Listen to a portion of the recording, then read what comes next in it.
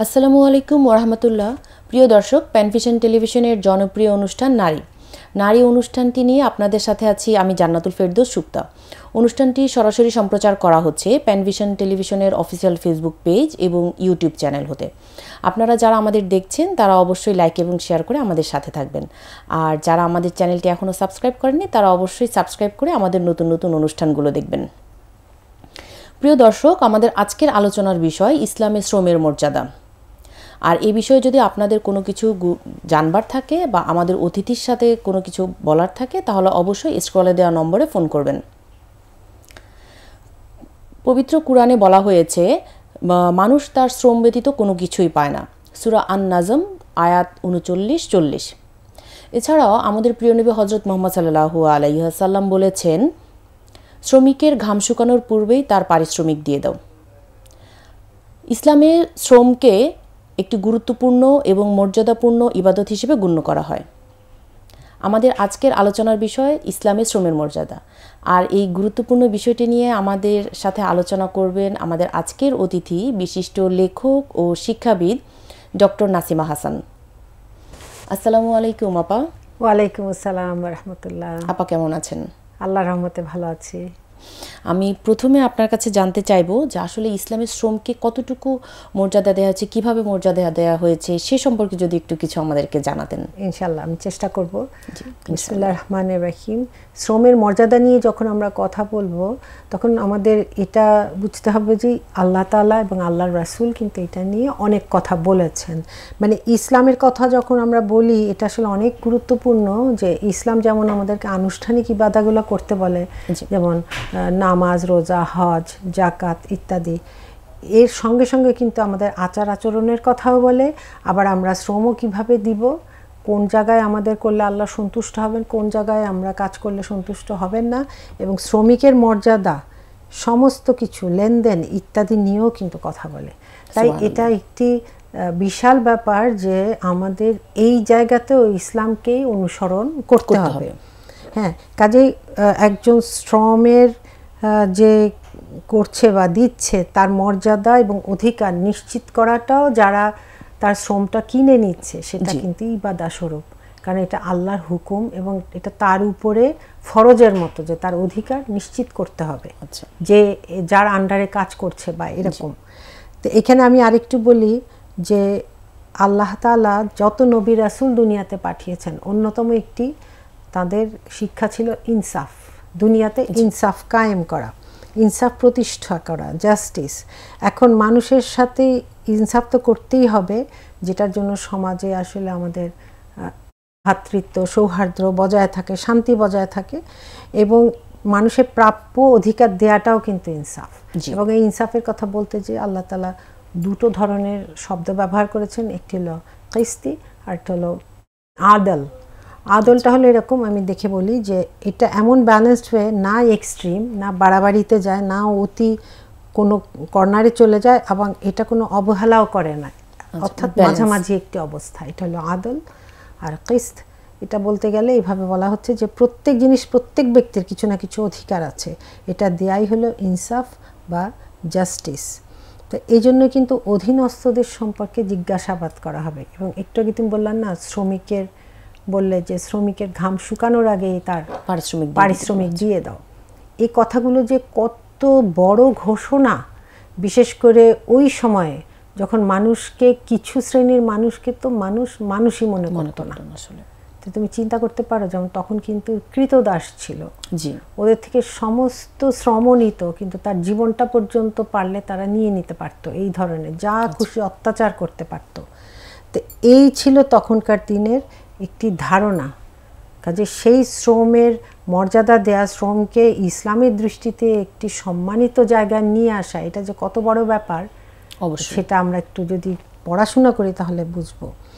এবং হাদিসে আছে যে যখন জিজ্ঞাসাবাদ করতে যে, বা এই যে যাকে আমি শ্রমিক হিসাবে বা নিয়োগ করেছি, বা কিছু মালিক শ্রমিক ইত্যাদির যে সম্পর্ক, এবং ব্যক্তি এবং তার অধীনস্থের মধ্যে যে সম্পর্ক, এর মধ্যে যদি ইনসাফ না থাকে তাহলে কিন্তু অনেক বেশি জিজ্ঞাসাবাদ আমার বেড়ে যাবে। এবং যে শ্রম দিচ্ছে তার প্রতি কিন্তু সম্মান প্রদর্শনও আমাদের দায়িত্ব। আমরা যদি মনে করি যে ওকে আমি টাকা পয়সা দিচ্ছি, আমার আচার আচরণ আমি যা খুশি করতে পারি, এটা কিন্তু নয় না আসলে। কাজে আমাদের বুঝতে হবে যে আমাদের যেই প্রেক্ষিতে, যেই লেভেলে, যেই ক্ষেত্রে বসে আজকে আমাদেরকে শ্রম দিচ্ছেন, কাজ করে যাচ্ছেন, সুবিধা দিচ্ছেন, সেটা কিন্তু প্রত্যেকে তার সম্মান ও অধিকারটা যেন পায়। মজুরি তো পাবেই। এখানে আরেকটি আমাদের চিন্তার বিষয়, এই যে বিল্ডিংয়ে আমরা বসে আছি, এই যে অনেকগুলো ক্যামেরাম্যান আমাদের পিছনে কাজ করছেন, অনেক ভাইরাও কাজ করছেন, ইসলামকে ভালোবেসে এই প্রোগ্রামগুলো তৈরি করছেন, এরকম অসংখ্য দালান তৈরি হয়েছে কিছু মানুষের শ্রমের দ্বারা, যারা বৃষ্টি, ঝড়, রোদ সব কিছুকে উপেক্ষা করে একটির পর একটি ইট, সিমেন্ট ইত্যাদি তৈরি করে করে এক একটি দালান কোঠা নির্মাণ করেছেন। তারা শুধু নির্মাণ করেছেন, কিন্তু কোনোদিন এই ধরনের দালানে থাকার মতো অবস্থা হয়নি। তা আমরা কয়জন তাদের এই শ্রমকে সম্মান দিচ্ছি? এখানে সম্মানের ব্যাপার চলে আসছে। আমরা বেশিরভাগ মানুষ এই ধরনের কাজ যারা করে তাদেরকে একটু নিচু চোখে দেখি। এটা খুবই ভুল, এটা ইসলামের শিক্ষা এটা নয়। আজকে যদি চিন্তা করো, আমাদের কোনো ছেলে বা মেয়ে দেশের বাইরে উন্নত বিশ্বে তো পড়তে চলে যায়, তাকে কিন্তু যেমন মেঝে পরিষ্কার করতে হবে, তেমন কিন্তু বাথরুমও পরিষ্কার করতে হবে, যেটা সাধারণত আমাদের দেশে যাদের সামর্থ্য আছে তারা কিন্তু নিজেরা আমরা করি না।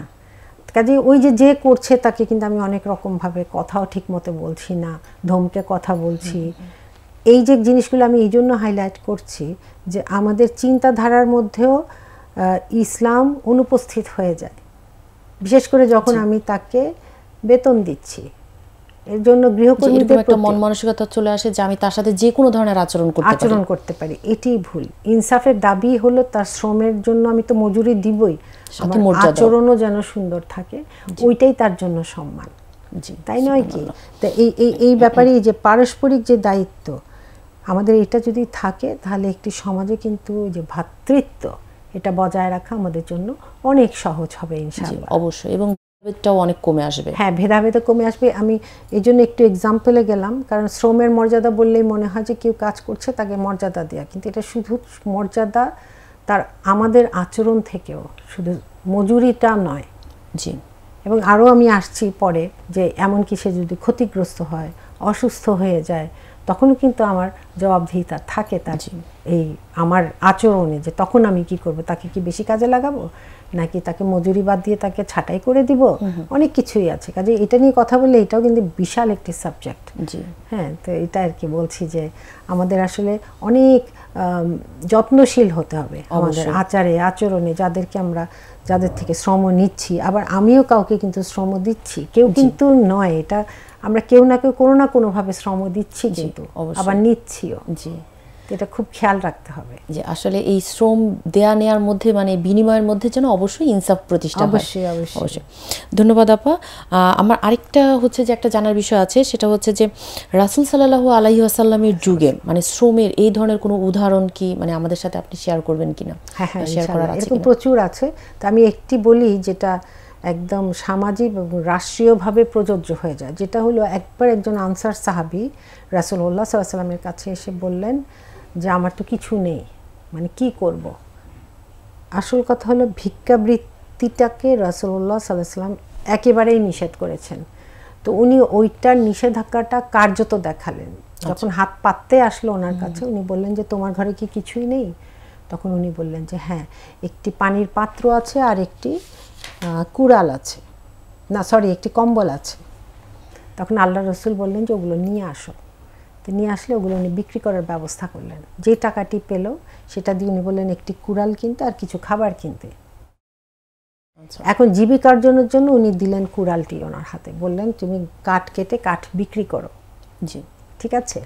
আর কাঠ কেটে কাঠ বিক্রি করার পরে দেখা গেল 15-20 দিন পরেই উনি আবার ফেরত আসলেন এবং ওনার হাতে তখন 10 দিরহাম এবং বললেন যে কাঠ কেটে উনি টাকা পেয়েছেন এবং আল্লাহ রহমত করেছেন। এখন এখানে একটি খুব সুন্দর সূত্র চলে আসে। সেই সূত্রটা কি? যে পরিশ্রম করতে উৎসাহিত করা, জি, যোগ সেই পরিশ্রমের জন্য যে শ্রম বিনিয়োগের করবে সে, এটার জন্য কার্যকরী পন্থা বের করা, তাহলে সমান সমান মানে এটার এফেক্ট প্রভাবটা কি হলো, বেকার সমস্যা দূরীকরণ হলো। অবশ্যই। তাহলে দেখো এখানে দুটো খুব গুরুত্বপূর্ণ, যে তাকে শ্রম যে দিবে এটার জন্য উৎসাহিত করা হয়েছে, পরিশ্রম করতে, ভিক্ষাবৃত্তি নয়। জি, এটা কিন্তু খুব বড় সমস্যা ভিক্ষাবৃত্তি, এবং এটা এমন সমাজে শেকড় গেড়ে বসেছে। অনেক সময় এটা উৎখাত করতে গেলে দেখা যায় যে এটার সাথে আসলে অনেক কিছু জড়িত হয়ে গেছে, মাস্তানি বা ওই টাইপের। জি জি, অনেক অনৈতিক কার্যকলাপ কিন্তু হচ্ছে আসলে, মানে ব্যবসার মতো হয়ে গেছে। এবং সাথে কি হবে, তোমার শ্রম বিনিয়োগের কার্যকর পন্থা এবং ইকুয়াল টু বেকার সমস্যা। বেকার থাকলেই কিন্তু মানুষ, বিশেষ করে ইয়াং জেনারেশন, নানান অপকর্মে জড়িত হয়ে যায়।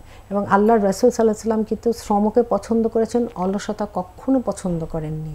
এবং উনি, আমরা এমনিও কথায় কথায় বলি না, অলস মস্তিষ্ক শয়তানের কারখানা। কাজে অলসতা পছন্দও করেনি। উনি দোয়াতে আল্লাহর কাছে অলসতা থেকে পানা চাইতেন। একজন মুসলিম কখনোই অলস হবে না, ভিক্ষাবৃত্তিও করবে না। আর আরেকটি কথা হলো, রাসূলুল্লাহ সাল্লাল্লাহু আলাইহি ওয়াসাল্লাম নিজের হাতে কামাই করা উপার্জন এবং সেই উপার্জন থেকে দান, এটাকে অনেক বেশি গুরুত্ব দিয়েছে। মাশাআল্লাহ। তা দেখো, আমরা মেয়েরা অনেক সময় মনে করি যে আমাদের তো সেরকম ইনকাম নেই, এরকম উন্নয়নশীল দেশে এটা হয়।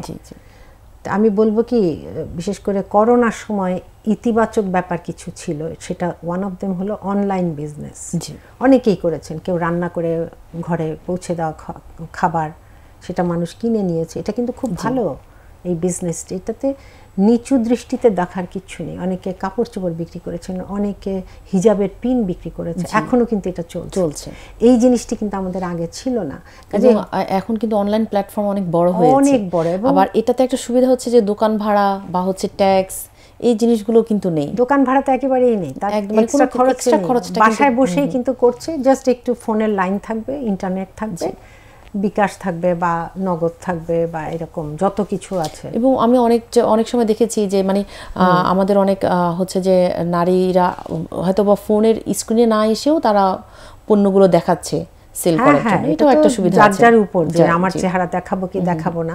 কিন্তু আমি দেখেছি ইভেন পিঠা বানানোর জন্য যে লোহার কড়াই, সেগুলো পর্যন্ত মহিলারাই বিক্রি করছেন এবং বানিয়ে বানিয়ে দেখাচ্ছেন।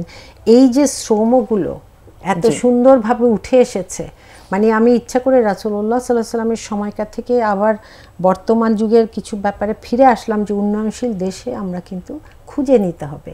এরকম ভিক্ষাবৃত্তির কোনো পথ নেই। আমরা অনেক সময় প্রায়ই দেখি পরিচিতদের, যাদেরকে অনেক সময় সাহায্য করা হয়, তারা হাত পাততেই থাকে, হাত পেতেই থাকে যে আমার আবার লাগবে। এটা তার একটা অভ্যাস হয়ে যায় এইটা। কাজেই তারা খুঁজে নেন না, খুঁজার জন্য যে কাঠিন্যটা নিতে হবে, মোটিভেশনটা নিতে হবে, ওনারা নিতে চান না। অথচ আল্লাহর রাসূল তো, আবারও বলছি, যে অলসতা পছন্দ করেননি এবং হালাল রিজিকের উপর অত্যন্ত গুরুত্ব দিয়েছেন। এবং তিনি সবসময় আসলে কাজ করেছেন। তিনি নিজে কিন্তু, আমরা জানি, ছোটবেলায় পশু পালন করেছেন, পশু চারণ করেছেন। মূসা আলাইহিস সালামের কাহিনী আছে আল কোরআনে, তিনি শুআয়ব আলাইহিস সালামের সাথে থেকে কাজ করেছে, বিভিন্ন রকম কাজ। আবার শুআয়ব আলাইহিস সালামের দুই কন্যাও কিন্তু শ্রম দিতেন ঘরে, যেহেতু তার বাবা বৃদ্ধ ছিলেন। দাউদ আলাইহিস সালামের ঘটনা আছে, তিনি লোহার কাজ জানতেন, লোহার বর্ম তৈরি করতেন, এরকম বর্ণনা পাওয়া যায়। নূহ আলাইহিস সালামের ঘটনা আমরা পাই, যিনি নৌকা নির্মাণ করেছেন। তো কাজেই আমরা কিন্তু পাই যে শ্রম দিয়েছেন ওনারাও, এবং এটা লজ্জার কিছু নেই। হ্যাঁ, কাজে ছোট কাজে লজ্জা নেই। এবং আমরা যে খেটে খাওয়া মানুষকে নিচু চোখে দেখি, এটারও কোনো আসলে কি বলবো, এটার কোনো ভিত্তি নেই।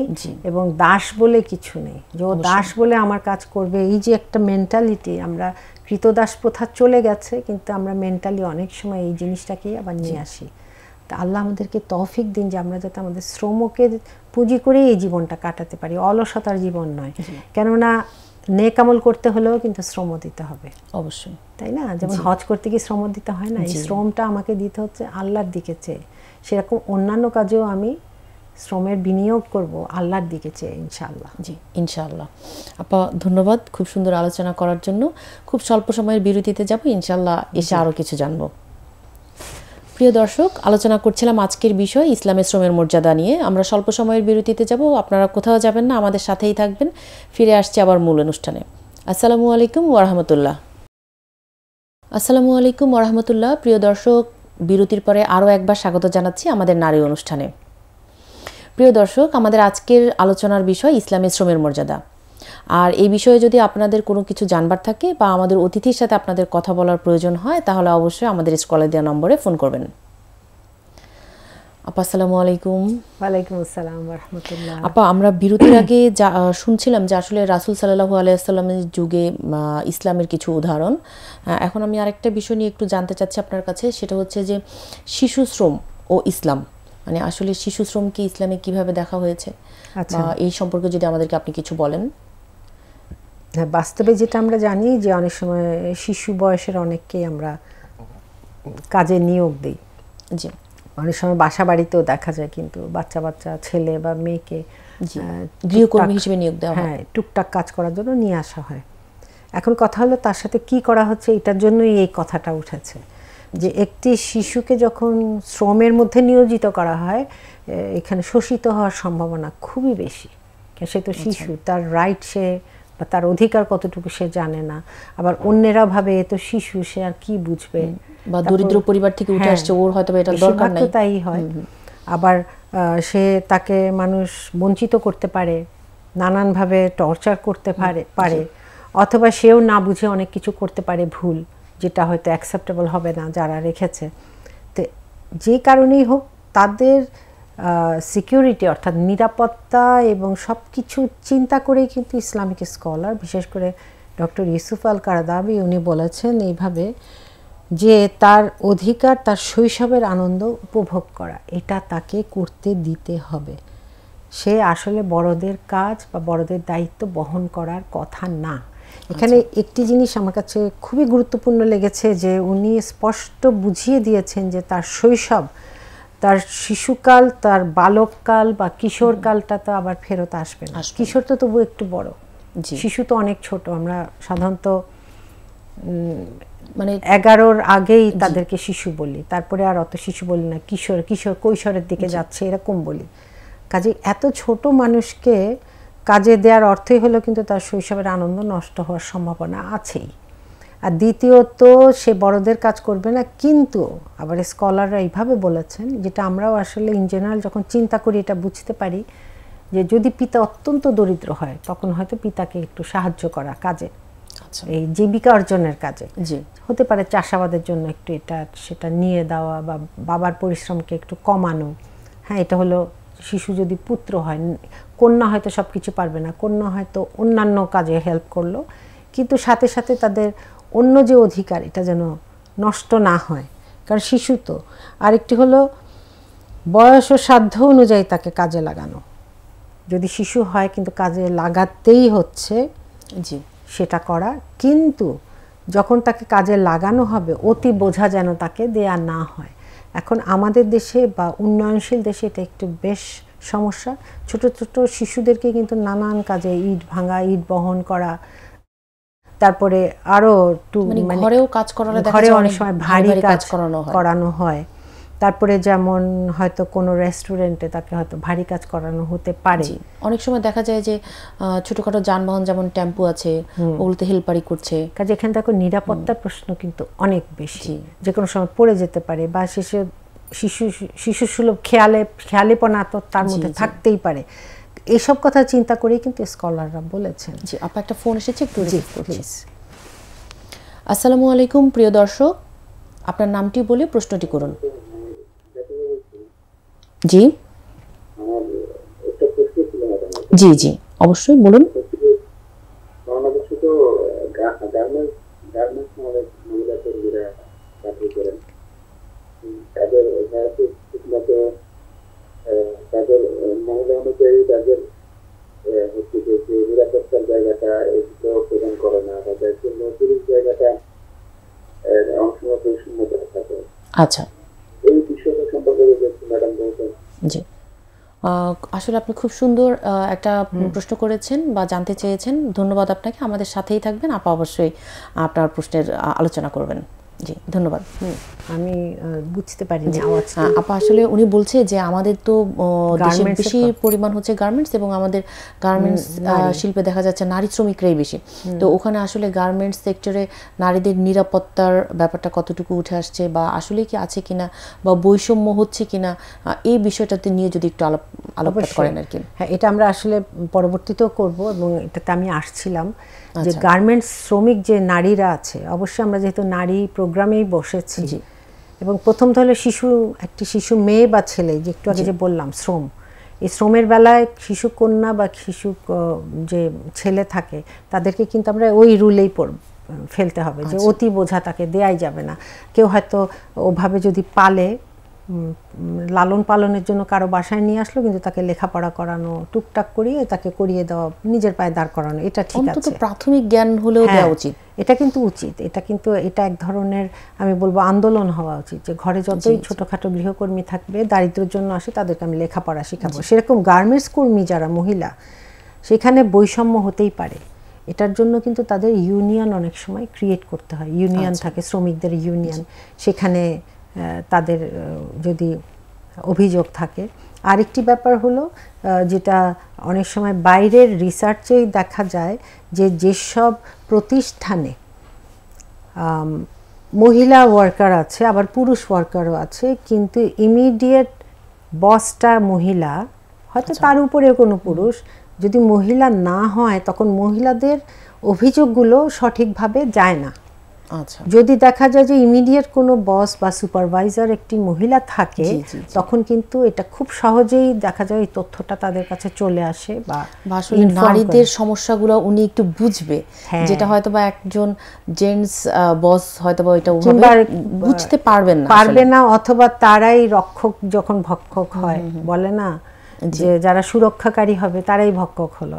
এটাতে অ্যাবিউজের ঘটনা তো প্রচুর হয় মেয়ে ওয়ার্কার যখন থাকে, এবং হচ্ছে, অহরহ হচ্ছে। ইভেন একটি ঘটনা আছে, এটা খুব সম্ভবত ইউরোপ বা আমেরিকার কোনো আর্মিতে, যখন মহিলা, ওখানে তো পুরুষদের সাথে মহিলাও আর্মিতে যায়, তো তাদের অনেক অভিযোগ ছিল, কিন্তু দেখা গেল যখন তাদের নেক্সট বস একটি মহিলাকে অ্যাপয়েন্ট করা হয়, তখন অসংখ্য অভিযোগ জমা হয় যে এই পুরুষ সহকর্মী অমুক করেছে, মানে প্রত্যেকটাই ছিল আসলে তাদের রাইট নষ্ট হওয়া, বঞ্চনা, অ্যাবিউজ, হয়রানি, যৌন হয়রানি ইত্যাদি।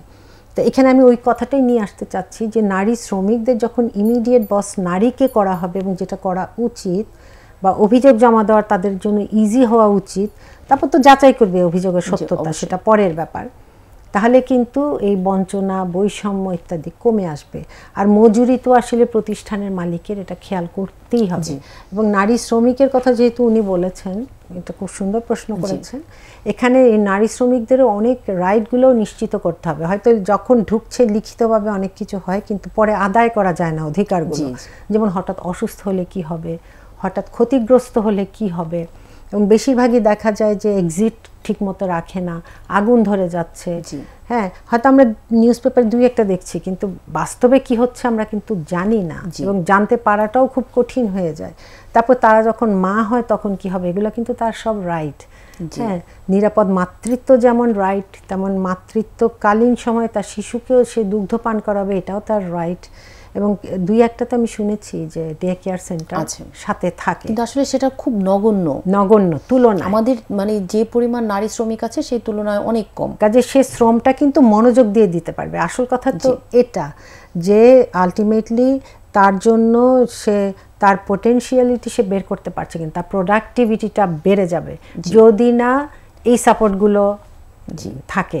মানসিকভাবে সে যখন ভালো থাকবে বা সেটেল থাকবে, যে আমার শিশুটা নিরাপদে আছে, তখন অটোমেটিক তার কাজটা অবশ্যই সুন্দর হবে, ভালো হবে। একটি প্রতিষ্ঠানের যে প্রোডাকশন, বা সে যদি একটি গার্মেন্টসই ধরি, এটা প্রোডাকশন অনেক বেশি ইতিবাচকভাবে বাড়বে অবশ্যই, সেটা যেই হোক। যেমন একটি রিপোর্টে পড়ছিলাম যে এটা ইউরোপ আমেরিকায় হয়, যে কোনো একটি ফ্যাক্টরিতে, সেটা যেই ফ্যাক্টরি হোক, দেখা যায় যে সোমবার দিন, মানে ওদের তো শনি রবিবার বন্ধ থাকে, সোমবার দিন প্রোডাক্টিভিটি একটু ফল করে, মঙ্গলবার থেকে এটি, বিকজ ওরা শনি আর রবি ফুর্তি করে, আর খুব দেদারসে তারা মদ্যপান করে বা ড্রাগ নিচ্ছে, তখন কিন্তু তাদের পরের দিনও এটার এফেক্ট থাকে। কারণ এই মদ্য বা ইনটক্সিকেন্টস যেগুলো, জি জি, আসক্তিমূলক যে জিনিসগুলো, ওগুলো কিন্তু মানুষের কমিয়ে দেয়, কার্যক্ষমতা কমিয়ে দেয়। তো কাজে একটি প্রতিষ্ঠানও কিন্তু হুমকির সম্মুখীন হচ্ছে, তাই না? কাজে দেখো ওইখানে যে উনি যে প্রশ্নটা করলেন এটা অনেক বাস্তবসম্মত এবং রাষ্ট্রীয়ভাবে এটার আসলে পলিসি থাকা উচিত যে একটি নারী সুরক্ষিত কিনা, নিরাপত্তা পাচ্ছে কিনা, সে তার বাচ্চাকে কাছে রেখে কাজ করাটা, তাকে একটু ব্রেক দেওয়া, সেটা পুরুষ শ্রমিকেরও বিভিন্ন ক্ষেত্রে হতে পারে। এটা আমি শুধু নারীরও কথা বলি, কিন্তু নারীদের আবার স্পেসিফিক কিছু সমস্যা বা কারণ ঘটে যায় যেটা পুরুষদের সময় ঘটে না। তা আল্লাহ তাআলা আমাদেরকে তৌফিক দিন যে এই ভাইয়ের মাধ্যমে আমরা এতগুলো কথা আরো বললাম, এবং এটা আমরা হয়তো আরো আসলে আমি আরো একটা প্রশ্ন করতে চাচ্ছিলাম, কিন্তু হয়তোবা সময়ের স্বল্পতার কারণে আজকে আমরা আরেকদিন এটা নিয়েই বসতে পারি। কারণ হচ্ছে যে দর্শক যে ফোন করেছেন, যেই প্রশ্নটা করেছেন সেই খুবই বাস্তবানুগ এবং সময় উপযোগী ছিল। কাজে আমরা আসলে ফোকাস করি যে এখানে আমাদের সংবাদ মাধ্যম থেকে শুরু করে প্রত্যেকে ইতিবাচকভাবে এগুলোকে যেন হ্যান্ডেল করে। আমরা অনেক সময় ছোট জিনিসকে বড় করে দেখাই, কিন্তু আসল জিনিস তখন চাপা পড়ে যায়। হ্যাঁ, কাজে নারীর যে রাইট বিভিন্ন জায়গায় এটা যেন ক্ষতিগ্রস্ত না হয়, সেরকম পুরুষ শ্রমিকের রাইটও যেন ক্ষতিগ্রস্ত না হয়। কারণ বৈষম্য কিন্তু বেতনে অনেক সময় হতো এবং এখনো হয়তো হয়, পুরুষ শ্রমিককে বেশি দিচ্ছে নারী অথচ একই কাজ। এটা তো কখনো ঠিক নয়। হ্যাঁ, এটা তাহলে তাকে পরিষ্কার বলতে হবে যে কেন এটা হচ্ছে, এটা যোগ্যতার কমতি নাকি জাস্ট সে নারী বলে, তাহলে তো এটা হলো না, এটা ইনসাফ হলো না। যেটা ইনসাফ একটু আগে আমি বলেছি যে শ্রম বা শ্রমিকের মর্যাদা যখন দিতে যাব সেখানে ইনসাফ শব্দটা আসবেই, এবং এটা আমার জবাবদিহিতা খুব কঠিন অবশ্যই, এবং একজন মালিকের জবাবদিহিতা আরও কঠিন হয়ে যাবে, কারণ তার অধীনস্থ সম্পর্কে জিজ্ঞাসাবাদ করা হবে। এটা কিন্তু বিদায় হজেও উনি বলে গেছেন। জি, ধন্যবাদ আপা খুব সুন্দর আলোচনা করার জন্য।